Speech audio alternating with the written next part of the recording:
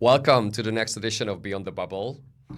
It's such a pleasure to have here a longtime friend, colleague, and partner in crime, who I had the pleasure to get to know about, how long was it? 15 years ago, I think, where I was giving a course at the College of Europe in Bruges, and he was a participant, and then the rest is history because we've been in touch in different capacities since then, but those are all topics we're going to talk about.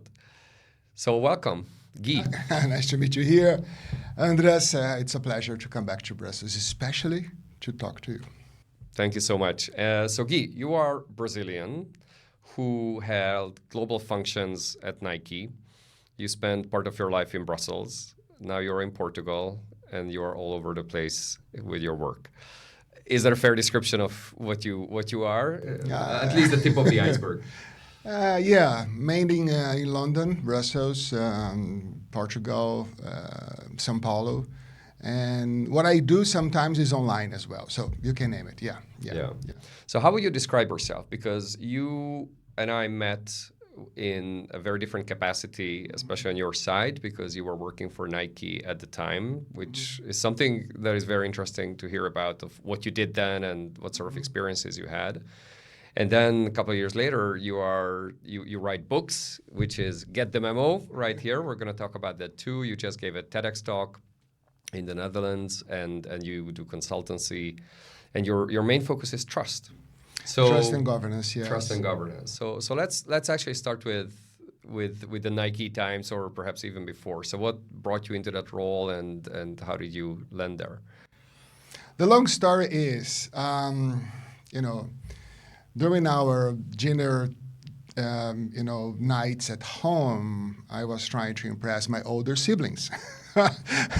And what I did was I read the newspapers, I watched TV, and I mixed it all together such as a junior reporter, just to bring something interesting to them, to be part of it. And even though my lines were gently ignored with that kind of affectionate indifference, only older siblings can master. So before I knew what trust was, I just wanted to be heard. And I kept going because I would like to belong, to be part of it.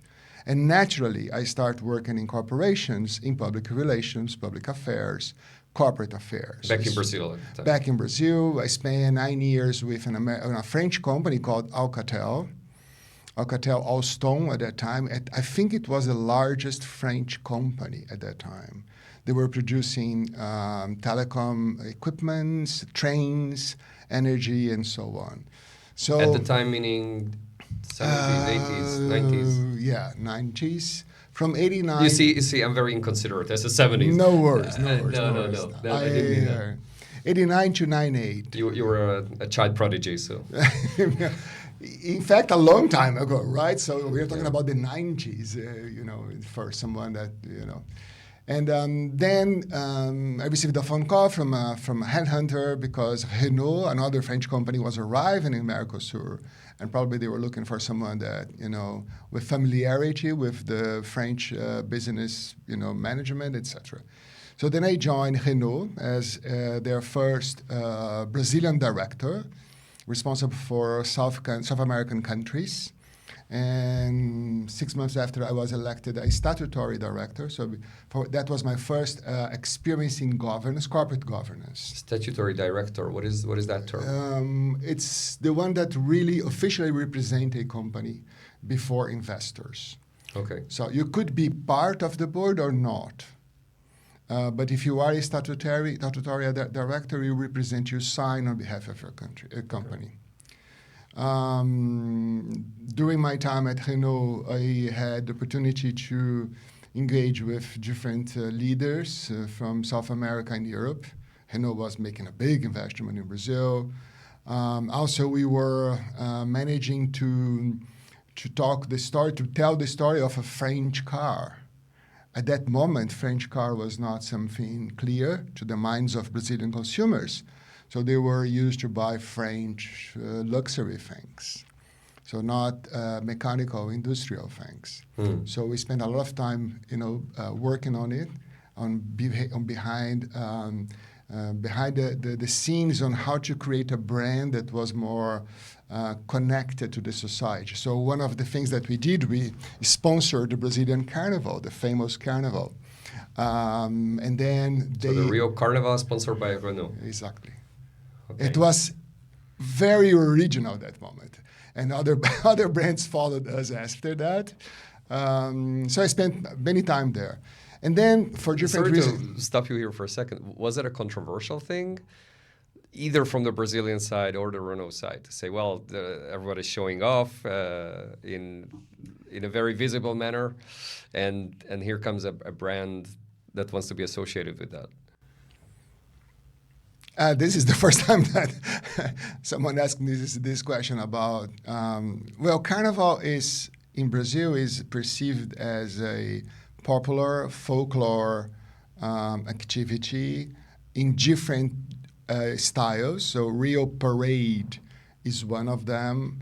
Then you have the Bahia Parade, which is different. It's during the day, different ways. So you have trucks with sounds. Then you have in São Paulo, you go closed doors with families. So I used to go to Carnival parties with my family, father, mother, brother, sister, and everyone else. So yes, for us is a natural thing. And again, just to complement something that is very interesting, because when you live south of the hemisphere, you have the summer. So you have the holiday season, summer, and Carnival. It's a big combination in Brazil, especially because you have this, great, break in the year. We say that everything starts after Carnival. Okay, so that's like the benchmark or the line compared to which you define the rest of the year. Yeah, so it was well perceived, very well perceived. Not only as a company that was integrated in the culture, but also a company that was present in terms of dealership, maintenance, equipment, services. So that's the idea behind sponsoring the Carnival. It's amazing because we are going to get to the present and your work on trust and corporate governance and how companies can or cannot be trusted these days. But again, this is kind of the baseline that I sense there, where you wanted to be part of society, right? And wanted to make sure that you are trusted both as a company, as a brand, as an individual in your capacity. Absolutely, you're totally right. You are very, very smart on this and many other things. So, Andras, let me give you another example. I joined Renault in July. And the inauguration of our first plant was scheduled to be early December. And this was 98. So 98, before anything, so all the discussions about community connections, community relations. So when I joined, I asked, are we doing something for the community? Not yet. But we are very close by, right? We have 4, 5, 6 months, 6 months maximum. We were planning to do a lot of events, but nothing specific or particular to the society of the city that we were inaugurating a plant. So when I brought the idea, the leadership was convinced in minutes. And we organized a concert with 2 Brazilian singers that never played together, very famous singers, Caetano and Marisa Monte, for the first time ever in their lives, in 3 or 4 months, for free, for 30,000 people. And this was like our thank you to the community for welcoming us. So yes, you have to, and internally was more complicated in other circumstances, but this one was very easy. I was expecting this is Gui's bringing something new, in a very short notice that will cost some money, etc., etc. And they agreed in really, I think 3 minutes. I appreciate that example because there's no direct return on investment on a thing like this. You cannot put a number on it where you produce a car, you add some features or production investment or innovation. Nothing of the sort. No. It's much more intangible. but it's the social capital that you're building there in a local community that gives you the implicit permission to operate there. I think that you know this better than me because you are here in Brussels. You know a lot of people working in corporate affairs. Corporate affairs is a very important, strategy for companies, but it's complicated to prove its value internally. I remember during my first years in corporate affairs, I knocked the door of my colleagues from finance and sales and say, let me ask you something. If I tell you what my team and I are planning to do next year, would you help us quantify it before the next budget presentation? And they helped us. And in a certain period of time, we became not only PowerPoint, but Excel. I love that. I'm going to steal that line. So you moved from PowerPoint to Excel. Okay. We combined. So from storytelling into numbers. Numbers. But I guess you didn't ditch your PowerPoint still, because storytelling needs to coexist with the Excel. And it's the first thing that I do. I also created the first government relations program in Brazil ever, after my thesis, after I presented my thesis in a school in Boston. So the point is, what I always try to say to my colleagues is, you have to think that you work in a for-profit corporation, you work in a for-profit corporation. So you are an executive of for-profit, you have to think about what is your role. You are responsible for the mandate of your board, your CEO, etc. However, different than sales and finance and operations, we don't have universal KPIs at our disposal. So we have to create performance indicators. Yeah, key performance indicators. We have to come up with some kind of criteria to measure our performance. So first of all is to understand that we need to be measured. Not because numbers are the only true, no, but it's good. It is necessary for improvements, for optimization, and many other things. Even for yourself, just to know how you're doing as a department. Yep. And even if you work for a nonprofit organization or trade association for that matter, you still want to see how you're doing, at least for yourself. Now, of course, in a for-profit company that you need to report it and justify a lot of those. So how did that evolve over the years? So until when were you with Renault, and did Nike come after? Okay, before anything else, Nike or Nike? Nike. Nike. Okay. Nike. Yeah. For once and for all, that's settled. Okay. So did that come afterwards? Yeah, I also had my own company for 7 years, and my bestseller product was training country managers arriving in Latin America, having doubts about how to communicate with the media and governments and other stakeholders, non-transactional. I call them non-transactional stakeholders, because in corporate affairs, stakeholders. Yeah, you do not buy or sell, right? You exchange ideas, perspectives, and data. So trust is fundamental. When you work in corporate affairs, you have to build trust every day.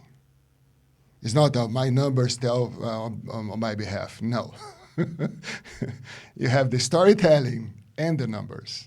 Yeah. Yeah. No wonder it's called corporate diplomacy. Yeah. In so many ways. Yeah, it is. So then, after managing my own company, I had the pleasure to serve giants like at the time Blockbuster, but also Yahoo, Degussa, and many others, Novartis.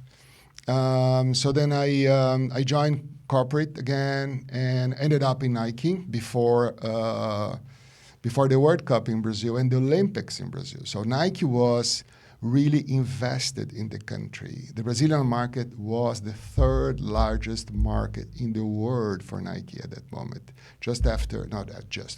after the US and China, and then Brazil. I love the way you say Brazil. I try to say it. I just love the tone of it. Not Brazil, but Brazil. There's a melody to it. It is far away from here. Yeah. So when was the World Cup? 2014. 2014. 2014. I joined in 2010. I was the first corporate affairs director under a different name, but the first one ever in You Nike. didn't have any? No, I was the first one in Alcatel, the first one in Renault. I built teams everywhere I went, and either from scratch, either changing everyone. I was not, invited to do that. Oh, I was invited to do that. I was not expecting to do it. So I received the mandate to do it. And maybe that's not coincidence, right? So it was like a mission to give or leave something behind. So at Nike was really invested in Brazil, creating the Department of Government Public Affairs. How did they define what government affairs or corporate affairs was for them? Well, Nike is a company that touch points with governments in many senses, in many points, many areas, such as tax, imports, local tax and import tax. Then you have our trade tax. Then you have labor, not directly, but you have indirectly questions about labor, sustainability, and many others. So when we talk about what's going on in these fields, Nike normally assemble a team composed of people from different expertises. For instance, if it's something related to production, it was not only corporate affairs or public government and public affairs. It was someone from production in Asia, someone from Brazil in corporate affairs, et cetera, a lawyer from the legal department. So there is no clear definition, to be honest, like this is you, this is not you. Normally, the relationship with the government is conducted by the department named Government and Public Affairs. The relationship, yeah, but not exclusively, right? So in certain circumstances, we may need to bring people from inside, experts, people from the leadership to help us. So you joined in 2010? Left in 2018. 2000, so for 8 years, but in between was the biggest show ever, meaning the World Cup in Brazil. The World Cup in Brazil and the World Cup in Russia as well. Okay. Oh, that was which year? 18. 18. I left just 1 or 2 months before.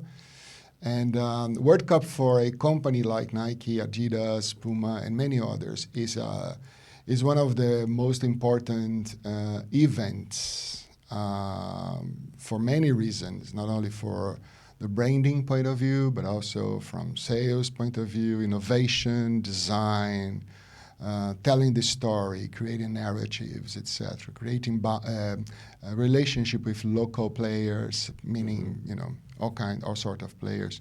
That's my history of Nike. It's quite a period, and it's very interesting that you observed the intersection or the overlap between government, politics, business from that vantage point. So if you think back of those years, what's your take? So I always try to be part of the table, right, with my older siblings. Then in corporate affairs, I was always looking to my colleagues from finance and sales as my, older brothers. So they have a talk, I don't. So they have an earned right to be there. That's it. No, they have a right to be there, and you need to earn your right to be there. Exactly. Right. Yeah. Then you have the right to be, the right to raise your hand. Then you would like to be listened. Then you would like to be followed. So it's a sequence, right? So, and to get to that point, you need to talk business. You need to talk the language of a CEO. And after, you have to talk the language of a board of directors. Because when you are talking about government affairs or government relations or corporate affairs in general, you're talking about so many possible, outcomes. So you have to be clear. So that's what we know. That's what could happen. That's what we would like to happen for this and for that. So, I have so many stories. I have a story, I cannot tell you the name of the company, but I have a story that I was talking to the board of this global company, and I was explaining the importance of our job and I was saying, you know, our dollar, the brand dollar is the equivalent of thousands of another brand dollar. Why? Because we can go to the front page of a newspaper or be a trending topic in social media very easy. So that's why we have to convert this currency into something trustful, something for the not for the short period of time only, but for the foreseeable time. And when you have to convince people about doing something that is not in their experiences, because they didn't experience that. So government relations is something different than call a senator or call a friend that is suddenly now is a prime minister. It's a totally different thing, right? You have to provide a lot of data, you have to come up with different possibilities, etc. So you have to be clear about who are you talking to. They don't need to know what you know. They need to know what they need to know and then ask all sorts of questions to you. So editing, being precise, to the point, why is this important for our company? Did you find that sort of skill of deeply understanding what the other person needs missing, or it's something that you didn't have a choice but to develop, because otherwise you wouldn't earn that right to be at that table? I think it's a survival mode, also a motivational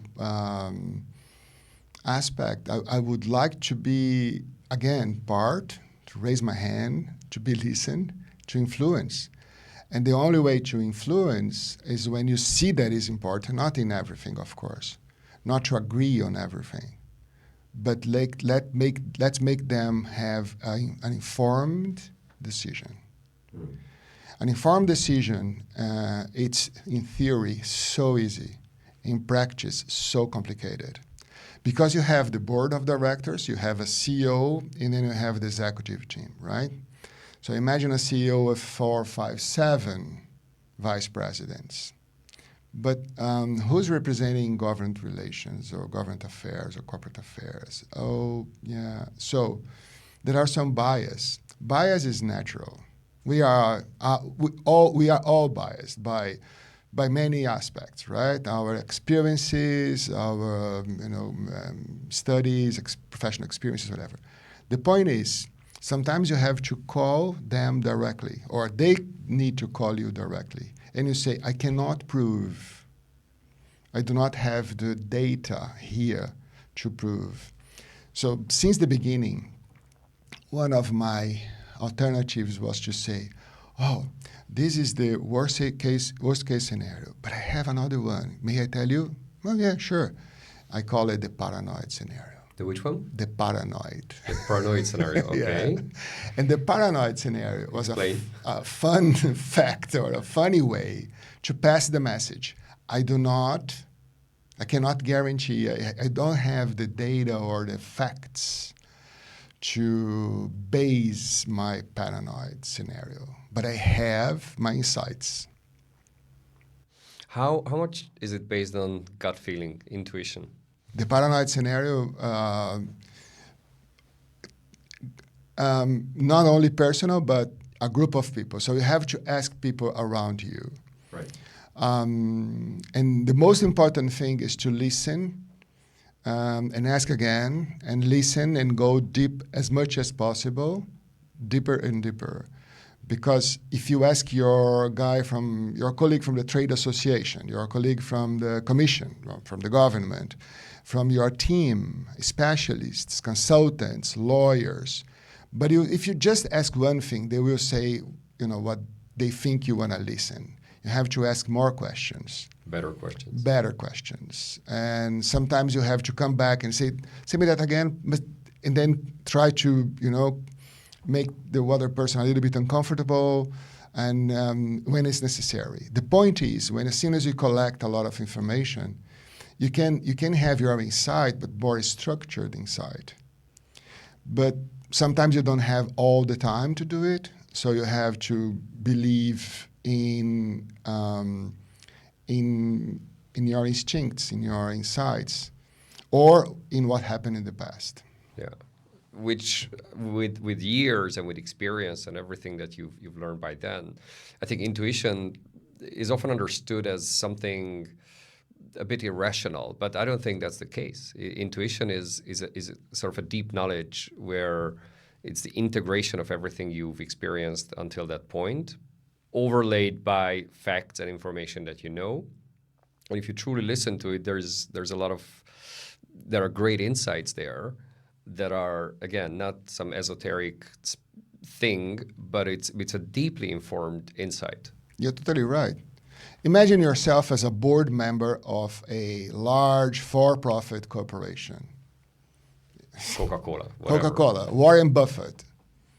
So he's not a specialist, right? He's a wise man with a lot of experience. And when he says something, people believe because he brings this kind of vision based on experience, based on insights. But again, if you're a board member, you don't need to be a specialist, right? If you are a CEO, you have to move from a previous specialist position to a generalist position. Yeah. So as soon as you talk to leaders in that level of position, my dialogue flows better because I don't need to explain too much. When I give something, they understand and they ask me more questions, and then the real dialogue starts. And again, going back to your wonderful, more than analogy, but the use of the term of PowerPoint and Excel, it's both. So again, intuition is not just blind faith in and blind trust in what you think would be best. I mean, it's deeply informed, but informed perhaps by more than just the numbers and more than just the figures. It's a bit of a deeper insight. And if you are in corporate affairs, you have to bring the word people, the lawyers. So they come with the word processor mentality. So right, that's the third one. Yeah, the word. Okay. The word. They read the full footnotes. office suite. Okay. Exactly. Then you have the outlook, the communication people. How to transform this in messaging. Yes. How to build this in a 60-second, pitch. I'll never look at Microsoft Office products the same way after the conversation. But I love that the metaphors or analogies or whatever the term is, that the communication, the numbers, the storytelling, and which else did we have? The word, the legal. Word, which is the legal. The legal. The legal, the laws, rules, the rules. The rules. Not just the law, but the rules. Yeah, okay. yeah. And I think it's the interplay between all of this of what you do. So did you ever look at yourself like, I'm a corporate lobbyist? Because as in every context, when you say lobbyist, that's typically not a positive term, even if it's an accurate term, but it's not perceived as something good. And corporate lobbyist is more of a slur than a job description. Mm-hmm. So how do you look at your role inside the company at the time? Yeah, well, I was not trying to lie. I was not trying to say something that wasn't true. First of all, you have to believe in what you are saying. You have to believe in yourself.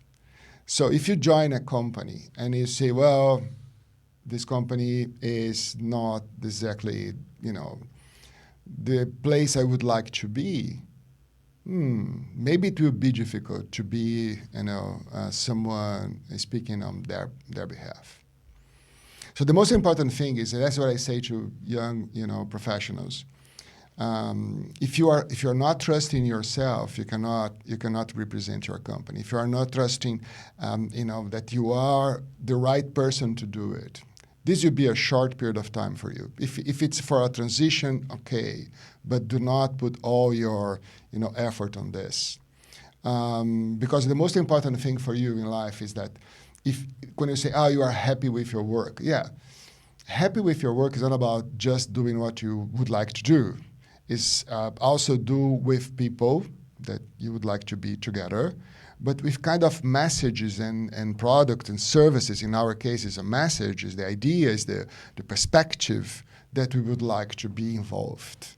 It's your integrity. It is. It is. And integrity, it's something that you cannot be happy if you deny your own values.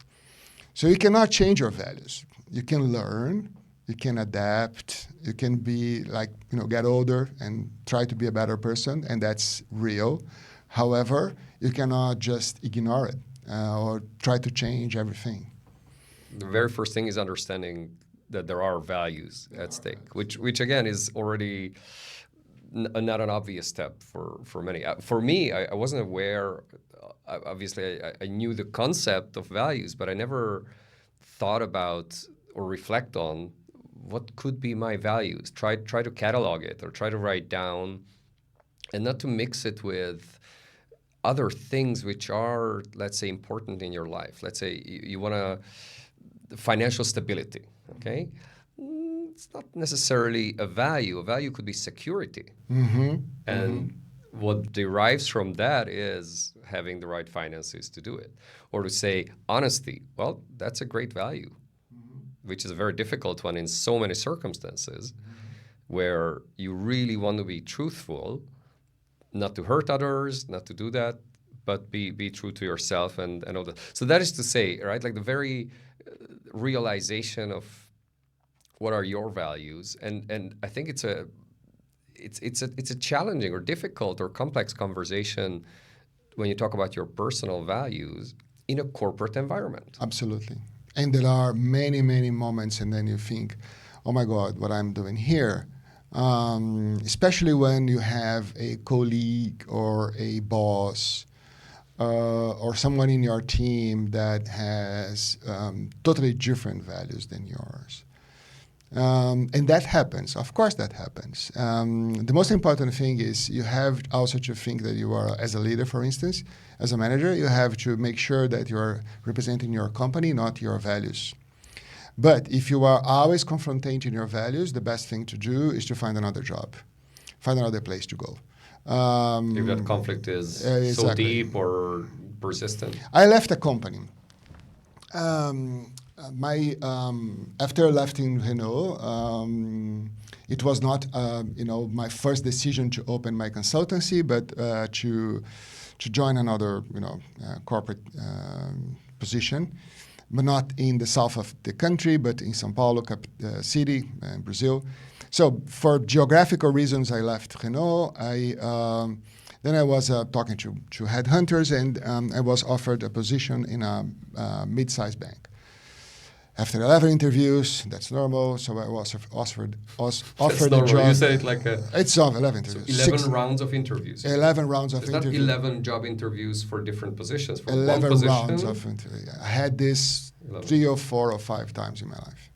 11 rounds. 11 rounds. And it's, 6 months, 7 months, and you don't know nothing, what's going on. Sometimes you receive a phone call from the headhunters. Oh, they like you, but, blah, blah. Or they like you, but they are very busy.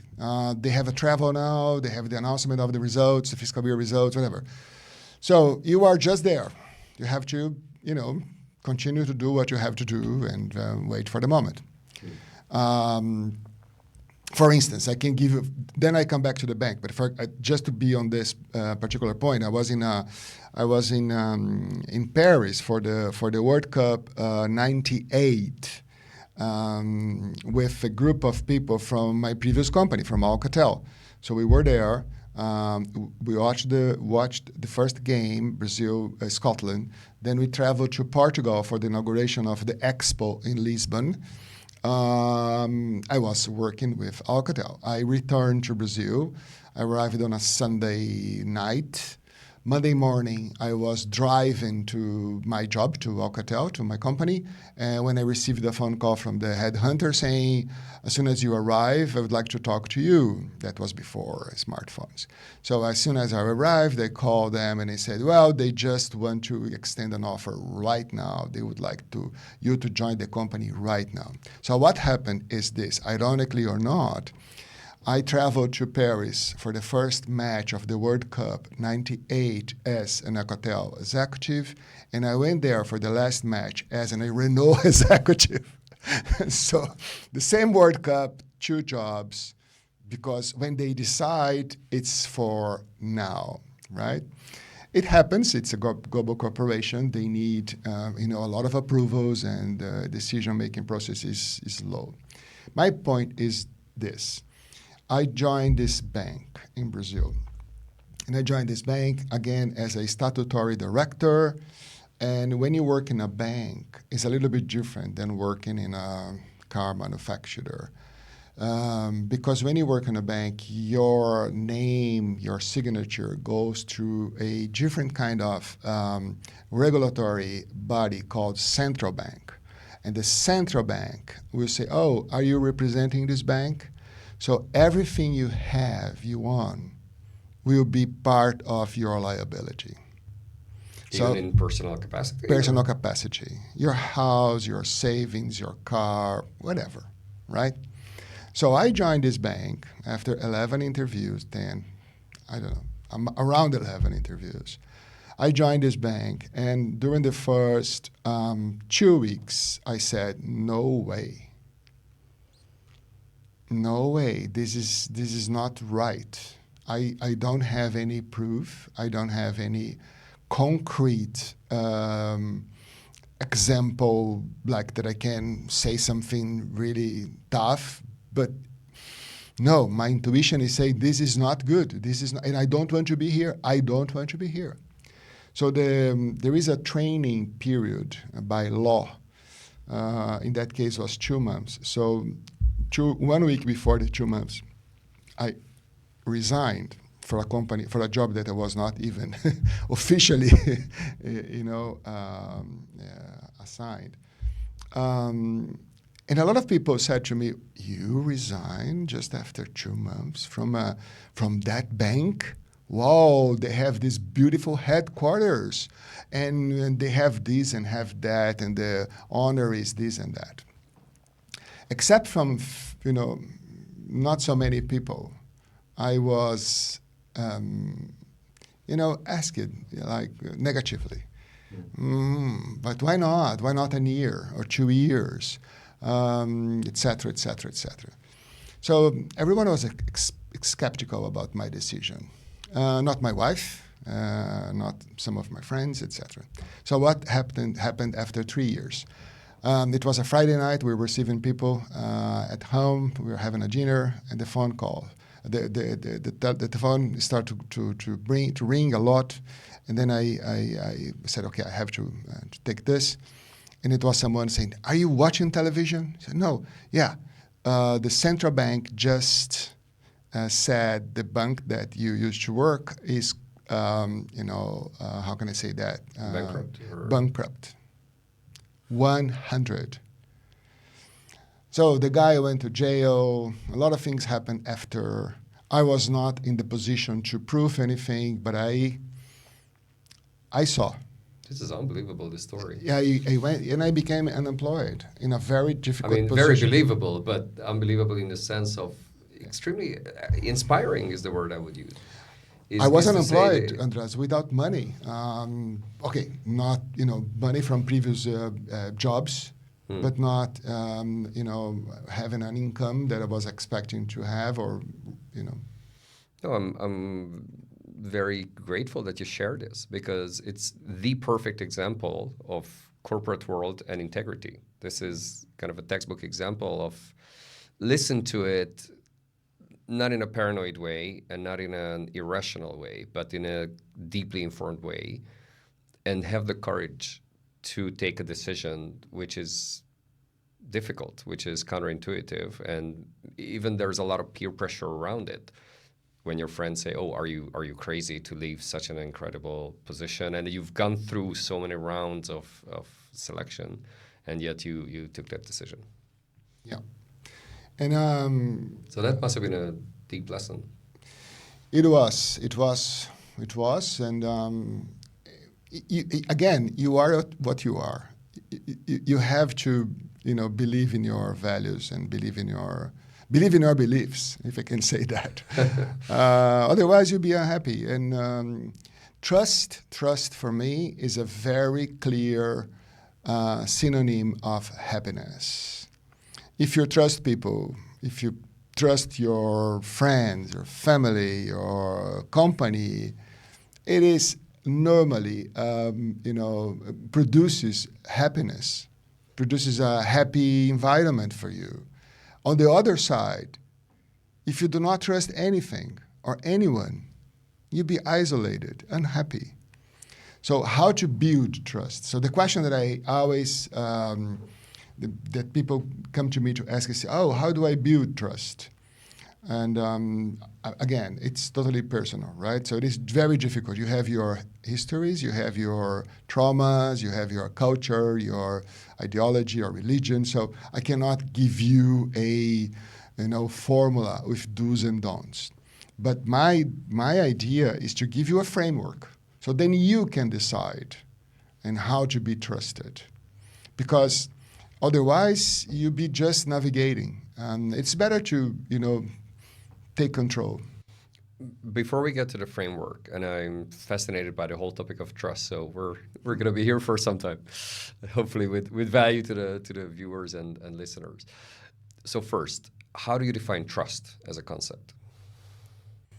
Oh, that's a very important question. How do I define trust? What is trust? Trust is to be together.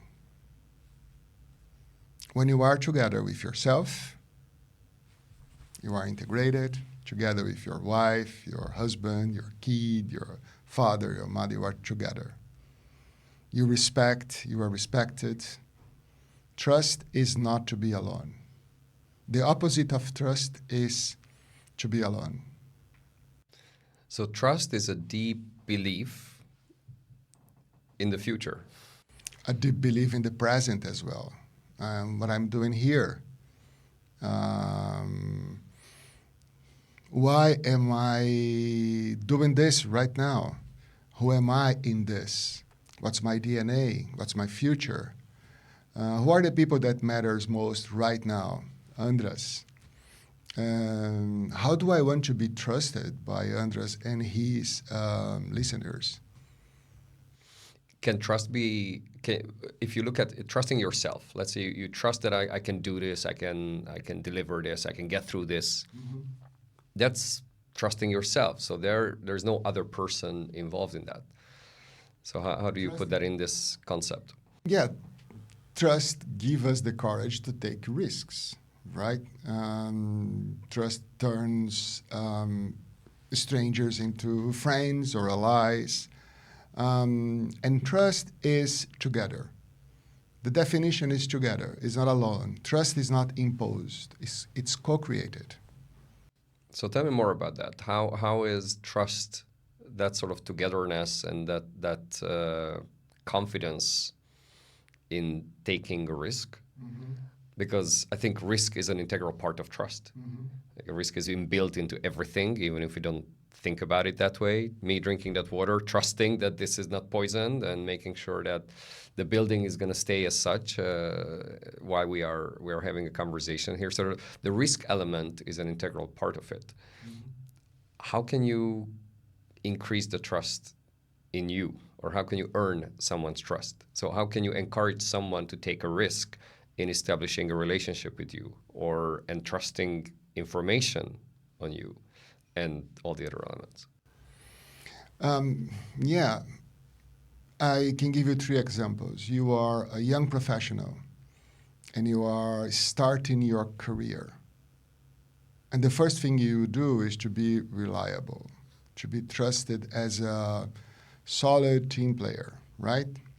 So the first thing to do is to overcome your fears, take some risks, ask for support from coaches, from mentors, from colleagues helping you. So you are not alone.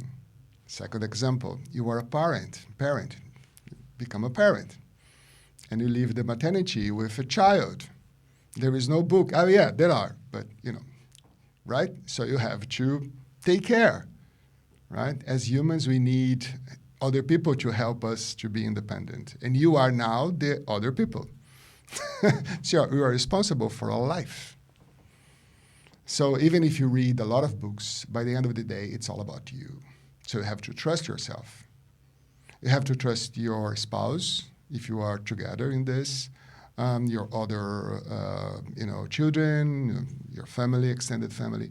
You have to trust yourself, and you may need support, of course, from the doctors, from people with older children, etc.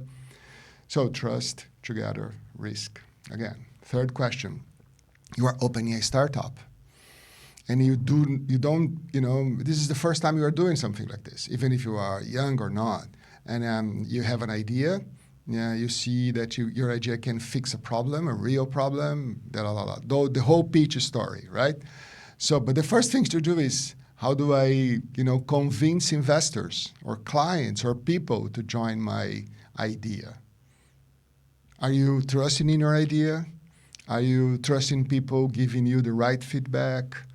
Then you have some kind of formulas, not formulas for everything, but specific, let's say, ideas of how to implement it in different circumstances. The young professional can be measured by, surveys, feedback, right? The father with, the healthy of the children, right? The love of the children. Father notices. More than listens when it's child and it's very young, then listens. A company collect data, right? But let's say that you are in the startup role right now and you would like to see if it's, promising or not. You do a proof of concept. So, there are tools, specific tools for every circumstance. But the most important thing is you are not alone. Trust, together, risk. Combine the three and then you go on. You move on. And I think all those, maybe those are secondary points, very important, but secondary points of consistency, reliability, dependency, just basically honoring your word. All of those are components that add a little bit to that trust bank, dropping those little coins of somebody voting more symbolically than practically, that, I trust you. But I want to come back to a point. There was a very interesting TED Talk, Baroness, and I don't recall her name, a short but very impactful TED Talk on trust. And one of the points that she raises there is trust to do what? So trust is not a blanket trust, because I fully trust you to be a very interesting, good conversationalist and have good ideas, but I don't necessarily trust you to cook dinner for me because I don't know your cooking skills. So no offense, it's for the sake of example, but being a Brazilian, I'm sure you do great barbecue and all that, resorting to the biases. So when it comes to trust, do you need to define the direction of the trust or define trust to do what? Or is it a more generic term in your view? You can go on and on. Trust is a big word, right? First of all, we were talking about trusting in yourself, right? Now we can talk about trusting others. You have two things. One is trusting yourself by taking risks, assuming new positions, writing a book, giving an interview with no script. The second is be trusted, right? Again, you cannot be trusted as a doctor, as a physician, if you are not, or a cooker if you are not. I'm not a chef de cuisine. You're totally right. She is totally right. The question is, as soon as you start by defining who you are, your DNA, your present moment, what you want to achieve in the future, who are the people that matters most, and how do you want to be perceived and trusted, then you define what I call the trust pillars. When define your trust pillars, you define the way you want to be recognized by a specific circumstance. You can define a trust pillar for a job and interview. Define trust pillar for your new startup, your 2 or 3 points, or for a long period of time in your life, right? Oh, Gui is a trusted advisor on this kind of thing. That's so it's much more focused and situational. And situation doesn't mean short term. So I can say, well, here's Guy, who can be a corporate counsel or corporate advisor for an extended period of time. Again, it's more defined, not necessarily short in time, but defined of what the role is and what do I entrust you with. Yeah. It could be trusted by a specialty. It could be as a board member. You don't need to be a specialist. Not necessarily, it could be. But again, you can be trusted because she or he always tells the truth, or she or he is always dependable. One thought occurred to me now, because I was thinking, well, trust is so deeply connected to integrity. But what if, let's say, there's a product, I totally don't trust the company at large. Maybe not even the product itself. I'm trying to think of a good example. I don't know, you take Tesla, okay? And its owner, founder, well, it's not the founder as the full inventor, but the name associated with Tesla is now a bit controversial, to say the least. And you say, okay, do I trust that a person of that character creates a product or maintains a product that I can entrust my life on it because I'm driving, and if it fails, then I can die. Or even the specific vehicle I'm sitting in has been assembled according to the regulations and laws of physics that it keeps me alive. Or I have none of that, and yet I still use it because there's an emergency and I need to get from point A to B. So is trust a precondition of action? Maybe that's a better way of putting it. More and more. I think that trust is becoming a topic for corporate governance, for board of directors, not as a let's say as a topic in agenda. Let's talk about trust now. No, but in trust in many things. You may remember so many marketing campaigns that ended up in a very bad situation recently. I don't want to drop names here, but there is a general pattern. After the backlash, the CEO goes public and say, sorry, we were not intended to have this kind of return or outcome. So if it was not your intention, and it's so simple to understand, why you didn't say that to the marketing team? So I would like to come back to my point about trust pillars. As soon as you define your trust pillars and you share inside the organization with the ones responsible for executing it, you'll be eliminating most of the risks of a controversial campaign. So what are those pillars? It's by company.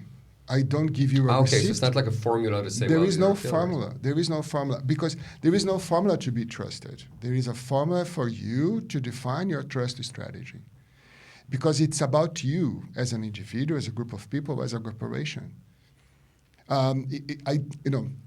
In my book, what I say is the second part of my book, I bring some elements that create a reliable organization. One of them, of course, is respecting the laws, anticipating, laws to be prepared, etc. Second is to have your own laws, your compliance, code of conduct, right? Third is to follow or to benchmark with standards, with certifications. Fourth, you have strong culture and leadership. I put all together because leadership and culture today are super, interconnected. And then you have governance. If you have all of this, good governance, et cetera, you'll be a very respected company. But you need to put trust inside governance. That's why I present my methodology. But if you do all of this, even if you do all of this, and many of the companies that we are talking about here, directly or indirectly, they do this. They have a strong compliance team or code of conduct. They are compared to many others in terms of certifications, its standards, etc. But why they are doing something that is controversial? They have a board of directors. They have rules. They have mandates. Because they have to perceive that today, more than ever, you have to walk the talk. And, I would want to believe it, and I like and I appreciate organizations that do it. And yet, you have very controversial companies. You take, I don't know, I can name names, I can say Facebook, which train their AI systems based on millions of stolen books. And they don't take responsibility for using copyrighted material to train a certain system. And yet, I'm using it. I deeply oppose that way of acting for that particular part. But again, there's a certain utility that it brings to me. You know, if I was a super principled person and perhaps a more disciplined person, I would stop using it. But it still brings me utility because I'm connected with my friends. So what I'm getting at is it's amazing when a company walks the talk, and it's amazing when they have their values built into everything that they do, and they are able to keep that integrity. At the same time, there are companies which are not the most ethical, value-driven, trustworthy companies, and yet people use it because it brings them certain utility. So how do you see this contradiction? From the consumer point of view? Perhaps From the consumer corporate perspective, but even a market perspective, you take Facebook to stick with that example. Their stock is extremely successful, and despite all the Cambridge Analytica and the millions of privacy scandals, they're still a very successful company. I don't want to normalize this, but normally when you are bringing a new technology, tech companies are always, trying to find this new solution for an old problem, whatever. They bring some kind of controversial aspects of doing business. Mm-hmm. I'm not defending Facebook. I'm not attacking Facebook, but they are not the only ones. So everything that you bring in terms of new technology, you bring something, that could be disruptive. And, is it okay to me to get a Uber instead of a taxi? It is okay for me to get something free from Facebook instead of paying for that.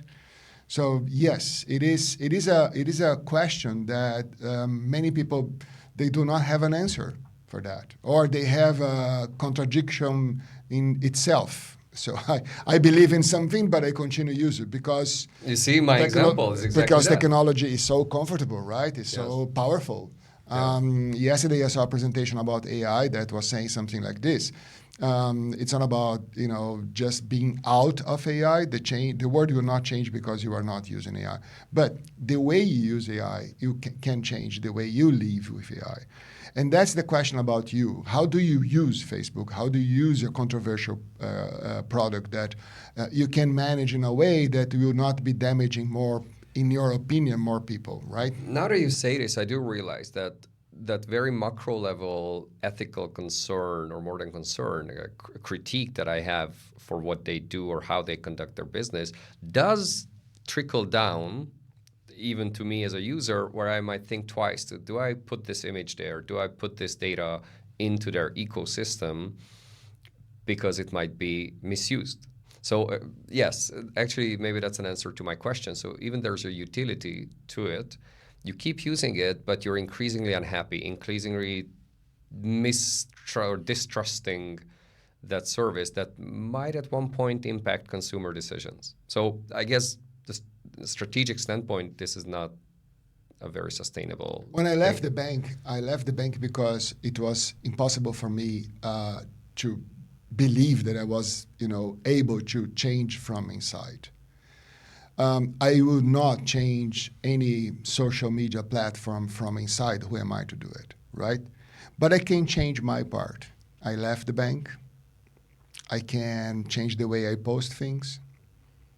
I try to bring a more, constructive dialogue to the thread instead of more controversial things. There is an algorithm. Yes, there is an algorithm. Yes. It's biased. Yeah, everything is biased. So I have to tell you, I try to find a way to see how to evolve, to progress, not, with a blind eye. Not. Yeah. But also we are involved. The way you drive a car, the way you take a shower, you are responsible for saving water. You are responsible for, circular economy. You are part of the circular economy. So, and the consistency and trust, are synonymous. They have to be together, and you don't need to be perfect. You don't need to be perfect. But if you believe that you are doing the right thing until you discover that you are not, it's okay. You don't need to be perfect. You need to be trustworthy. You need to be honest, as you were saying you're doing now. And I think that's a very important thing, because this is, if anything, directional. It's not that you will be a saint and a morally impeccable person, because it just doesn't exist. But at least the direction towards which you are trying to head. And if you're faced a very difficult decision, and most difficult decisions in life are moral conflicts. Do I prioritize my child's health over the family's well-being? Do I keep my job and provide a security versus me risking something that I cannot give my name to, right? Like it's a moral conflict that translates into a practical, pragmatic conflict. And I think that's where the values comes back, because you dig down and say, okay, from fully value-based perspective, what is the primary one that I want to prioritize? And that's going to inform your actions. Yeah, value is a big word. And sometimes it's complicated to understand what is a value. But let me give you a concrete example about deciding between two things. I'm using the regret methodology. That I don't know if there is a regret methodology I just created. So you are doing something wrong tonight, totally wrong, and tomorrow you say, "Oh my God, it was fantastic," but in 10 years from now, you regret. One of my suggestions when someone is asking about how to decide on something is think about short, long term. If you compromise too much on the short term to please a strong stakeholder or to please yourself, but maybe this will, in a certain period of time, come back with a higher price than the return that you are receiving, maybe it's not a good equation. So think about 10 years, think about 1 year. And then if you, yeah, that's true. I'm not saying not to be on your... I can give another example about relationships. So you are in a relationship with a company as an employee, and you see that there is a new leader coming. And you don't know nothing about this leader, just the LinkedIn, just the internal communique. But you are afraid of your position. So the first thing you do is what? Think about other alternatives. So how to know this person, how to convince that I am the right person to be here, or I was in a transition, how to convince this person that transition is necessary right now, do not stop, do not hold on, etc., etc. You start a war internally in your mind with a lot of assumptions and a lot of plans, a lot of things.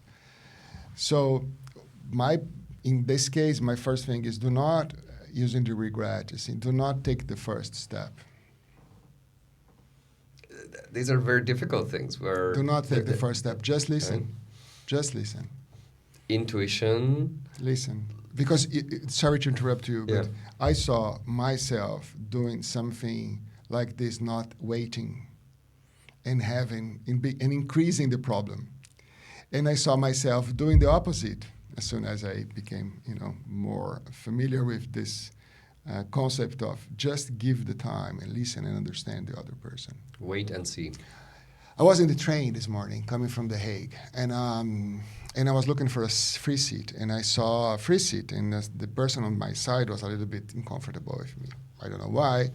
I thought that was something, I don't know, personal, but not, why personal, but yeah, even though I was not comfortable, right? So arriving here in Brussels, she met, it was a lady, and she met her 2 daughters. I think she was expecting the daughters. She was not, that's it, give the time. Give the time. The first impression is not necessarily the last impression. Give the time. Give the time. You do not need to be in control to be trusted. I think that's an extremely important aspect of just let things play out a little bit. Not to, this is especially true for emotionally charged situation. An emotionally charged can be fear if you're an employee and the new boss comes in, you're panicking. No, give it time. It could be bad, sure enough, but it could turn out better. Give it time to understand a little bit the context. And especially if it's emotionally very charged, you get some very bad news. And the first shock, or somebody insults you in a message, or heavily criticizes you in an email or text message, don't respond immediately. Don't give it more time for yourself to think it through, or perhaps understand more facts of what drove that person to that situation, a little bit the context, right? But that's also a certain trust in the fact that you might make a better decision if you give it a little bit more time, because you'll be better informed. One of my mentees during our mentoring session, she complained that she skipped the promotion even though her results were very, very solid. And she blamed office politics. And during our conversations, we shift the focus from office politics to trust strategy. So office politics too? Trust strategy. Trust strategy, okay. So she defined her trust pillars the way she would like to be recognized, and now she's in control. Because when I say control, it's control for a certain specific, or for a specific goal, or a specific period of time, or for a long period of time. That's why it's not just to wait for the new leader. Just to finish, the mentee now is leading an international team. But coming back, okay, there is a new leader. What you do? Just wait? No. You wait a little bit more. Wait until you see something more clear. But think about the way you would like to be trusted. Who am I here in this particular company? What's my past? What my results? What I'm planning to do, the transition that I'm planning to have. Who are the people that matter most? Her, the new leader, or him, plus. How do they see me? What do they believe? Third, how do I want to be trusted? As someone that can, achieve specific goals in a short period of time, strategic, doer, whatever. How do I want to be trusted? Define and keep. You have a playbook. Then execute. Instead of just being afraid of... I want to come back to this because it was hidden in plain sight, and I'm even frustrated. How come I haven't realized it? It's such an integral part, the term or the notion of control, because trust is confidence in the unknown, but there's also certain confidence in what you can yourself be responsible for and control. So how does that come together? Because the minute I can control something, I'm probably more at ease. And the trust part is I trust the future. I trust that it's going to play out well, even though I'm in a pickle. I'm in a difficult situation now. Means I feel I'm lacking agency. Fantastic. I have to come back to my methodology because it's my methodology. It's my framework. Because of that, I put a lot of thought on that. First of all, again, it starts with you. You have to trust yourself. So you have to believe in yourself. But how to believe in yourself, how to understand who you are, you have to make some questions to you. So my DNA, my present moments, what I'm doing here, what I want to achieve. No, I'm just enjoying my time. That's fantastic. That's what I want to achieve, to have a good time, right? Second, who are the people that matters most? So Andras. Who's Andras? Someone with a lot of experience in this and that. And three, how Andras and his followers would like to. I would like them to trust me. So again, if you start doing this and you define your trust pillars for a podcast episode, you can do this for a lot of other things. And then executing. Executing is, as soon as you have your trust pillars in mind for a specific situation, you have clarity, you have precision. The most important thing in life is for trust is clarity. I know the risks. I know what I control. I know what I cannot control. I cannot control, if they would like to listen to us or not. I just control what I'm saying. Right. That's all. Exactly. Okay. Exactly. Third, measuring. How can I measure the results of this? Because it's a 4-step process. Map, those pillars, map, execute, measure, and optimize. That forms the word The memo. memo. I'll put here the book for everyone to see, So, which I'm very interested in reading. And I love the title. Oh, thank Get you. the memo, and that's a very Get nice the book. memo. And then measuring. I don't know, as soon as I see myself, I will be measuring by my own metrics. Oh, Guy, you were a little bit tired. Your words was not so clear. Okay. Second, I'll be measured by you. Oh, Guy, it was a fantastic interview. Or Guy, good, thank you. Not so good. Fourth, optimize next time. Instead of doing this, I will do that. I will learn from my mistakes. Trust evolves, so I will adapt. So what that makes me think is it's often a spark. It's kind of the step into the unknown. Reminds me, you probably saw many years ago the Indiana Jones movie, not those modern remakes, but the classic ones. When I think it was the Temple of Doom or one of those, when he needs to cross a huge valley or some chasm, and there's an invisible bridge. And he needs to basically step into the unknown, trusting that the bridge is actually there. It's just not visible. Yeah. And there's so much. Everything is symbolism invisible. In that case, everything is invisible. Here, what we are doing here is we are talking. Talking is invisible, right? You can listen to, but you cannot touch. In my job, in my field of work, trust, governance, I'm not producing anything. I'm not producing a phone or a book. I am just, exchanging. You produce a book. But, a book, yeah, but not as a paper. That's kind of the fruit of your thoughts, not the paper itself. So that, again, the point is trust gives us the courage to take risks. Imagine that you are Indiana Jones and you are doing a big adventure right now. You are taking a train here in Brussels and you cross the world by train, sometimes by boat, sometimes flying, whatever. So you need to believe in yourself, but also you have to be prepared, right? So that's why... It's not a blind faith. It's not a blind thing. No. I don't believe that in all circumstances you have to go without a plan. Some circumstances, yes, because it's even better, right? So you want to know someone, a friend, a girl, you want on a date. Maybe it's not so. It depends. For instance, I can give you a very clear example from the things that one of the things that I like most in my life is to watch a movie, and I don't want to know more than 2 or 3 lines about the movie before I watch it, right? I want to be discovering the movie. Sometimes I would like to discover someone as well, not a lot of labels.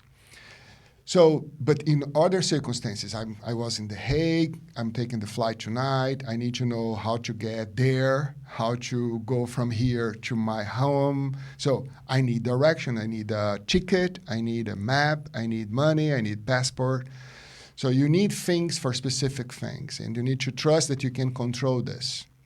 You are alone in a hotel, you need to control that you have to wake up in the morning, have to be, on time or in time. It depends. Again, what I'm trying to say is not a rocket science. It's human with a framework. If you want to do something, if you want to be in control, if you want to be prepared for a specific occasion, a short period of time, and you want to build something, just start by asking yourself, who am I? Then who are the people that matters most? And how do I want to be recognized by them? And as soon as you define, let's go for a company. You talked about Tesla and Facebook. I will bring another one, Patagonia. Patagonia is a walk the talk company, right? So they talk about preserving nature and they do it. They're not considered sportswear. It's more about Sportswear. outdoor. Outdoor sportswear brand. Sportswear. Global brand. Fantastic. Yeah. Are they Brazilian? No, American. American. American from the East Coast. The funny thing about Patagonia is they sell a lot of products for people with totally different ideological positions because they walk their talk. They were not like greenwashing or joining the ESG wave during the last Environment, years. sustainability, governance. Yes, they were just, honest. Chobani, Patagonia, and many others. So in what I say Chobani is is yogurt, right? yogurt. Or dairy products. Dairy products. You don't need to be perfect. You don't need to be like by a certain kind of or group of people. You have to be reliable. That's Right? integrity. Integrity, yeah. And integrity comes with an effort, comes with today, especially in a moment in a circumstance that I call the age of opinion. Today, you have to be more careful than ever before making a decision, before communicating something. To be careful if you are really walking the talk. Yeah. Before we wrap up, I wanted to still ask you about your TEDx talk, which you just gave, and I was threatening you that you need to give it again on camera, but I'm not going to put you on the line. But can you just summarize what was your message and how was the whole experience? Thank you very much for asking. It was a fantastic experience. It was super well organized by a group of students from the Lady University. And it took us, for the speakers, 6 months to be prepared. For between approvals and coaching sessions, etc. And it was 2 nights ago, an event packed with people that bought tickets to watch us. So it was very interesting. And we had so many fantastic presenters. We have people talking about different things like AI, suicide, and other difficult topics. My topic was trust isn't given, it's built. And then I start by talking why, since I was a child and trying to be part of the table with my older siblings, and then my experience in corporate, what I've learned from my mistakes. And then I talk about the age of opinion, a combination of 3 drivers. First of all, 5 billion social media users mobilizing, dividing. Is it 5 billion now? 5 billion social media users. I guess if you add WhatsApp and other messaging apps, you really easily get to that number. Plus the ones that we don't have access here in the Right. Yeah, so China, India. Yeah. Weibo and servers, yeah. 5 billion social media users mobilizing, but also dividing and fragmenting people. The second is, it's so simple to say something about anything, or to like or dislike, or make a comment in clicks. And 3, access to so many different sources of information, from legacy media to influencers, books, online courses, podcasts. So what I say is that it was never so easy to speak and never so complicated to trust. And the result of to be heard, as you say. And the result of this is trust is no longer only a moral value. It is a survival skill. You will be labeled no matter what, and can be canceled because of a misunderstanding or a controversial comment off or online. Also, it is a trust. Also, it is a competitive strategy for business, for a job candidate, for a startup founder. No, that resonates very deeply with me, what you're saying. Never really put my finger on that like that, but trust being a competitive strategy, besides its inherent value, it's beneficial to everyone. Absolutely. As I was a Brazilian leading government and public affairs for Europe, Middle East, and Africa for an American company, Nike, here in Brussels. It's all about trust, right? I was not, there, by chance. I left Brazil with solid results, solid relationships. And then what I bring is, until now, we had at the table the normal participants at your house, your family, in your business, your colleagues, peers, etc. But now we have so many guests at the table, and that's the age of opinion that I just mentioned. Some of those can be unwanted guests. But, that brings me to our ritual of sorts, where we have a card, and I'd like to ask you to pick one and trust that you can quickly come up with a good answer. Oh my God. What happens now? Let's see. Here you go. What's my name? No, that's not the question. If you had to write a book, oh my God, please pass me again. This is the question. This is the question. I think we can tell that the viewers, this was not pre-organized. in any way. No. But that's the question. If you had What to is it? write a If you had book, yeah? what would be it about? That's it. About trust. So Unbelievable. trust me, that was This is unbelievable. not by design. So, Get the Memo. This is the plug for the book, which I encourage. Where can it be bought, by the way? Is Yes. it on Amazon? Amazon, yes, and other places. Other bookstore. Amazing. Very good. Guy, thank you so much for Thank being you, here. Andras, for inviting me. I very much enjoyed the conversation. Hopefully to be continued. Likewise. Good luck with the book. Good luck with everything that you do. Thank you very much, Andras. Thank you. Thank you.